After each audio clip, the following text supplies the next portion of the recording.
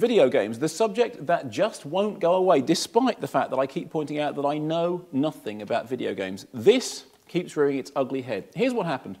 You may remember back in November, I did a blog here on Kermode Uncut about the fact that there'd been a lot of fuss surrounding the launch of Call of Duty Modern Warfare 2. I should point out that I haven't played this. I don't know how to play video games. And what I was saying was that the fuss around them reminded me of the fuss around video nasties, and that this was an 18 certificate game and clearly therefore not intended for kids. And I cited an article by Charlie Brooker who said that there were things in it that he found, you know, like a lack of taste, but it wasn't going to turn anyone into a killer and we should all stop being worried about it.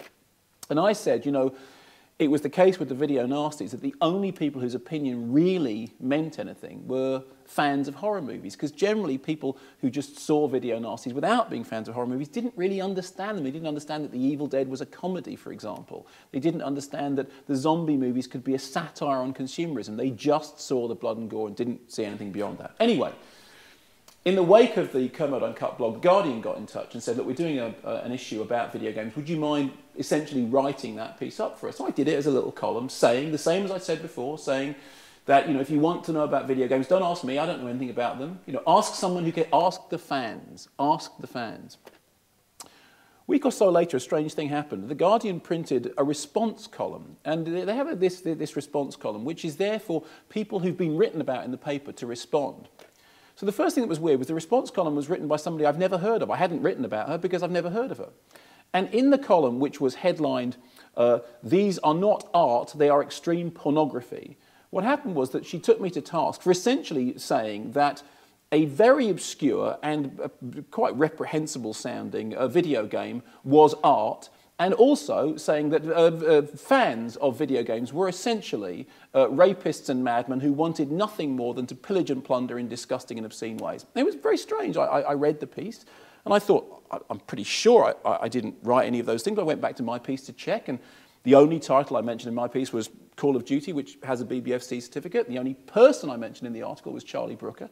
So I was faced with this strange thing of a reply from somebody I hadn't mentioned about a piece I hadn't written, quoting things I hadn't said about a game I'd never heard of. And at first I was kind of slightly taken aback and a little bit irritated, like, why am I suddenly being held up as somebody who's championing this apparently horrible game that's only available in Japan and doesn't have a BBFC certificate and has nothing to do with the piece that I wrote? And then I thought, no, you know what? The irony of this is that it proves my point. See, back when the video nasty scare happened, this whole idea that if you had anything positive to say about video nasties, you were essentially a rampaging, child molesting, hideous cannibal in the making. I remember an event in court once when there was a number of titles which were being tried under the Obscene Publications Act, and a very famous film critic was defending Nightmares in a Damaged Brain. And he was asked what he thought of Nightmares in a Damaged Brain, which is actually a pretty innocuous film. And he said, well, it's fairly well executed. To which the presiding counsel said, well, so was the invasion of Poland. And in one fell swoop, somehow managed to take somebody saying it's a decent horror movie into, I'm a Nazi. It was the strangest thing, and people wrote about it afterwards saying, see how this can happen. You say one thing, it comes out as something else.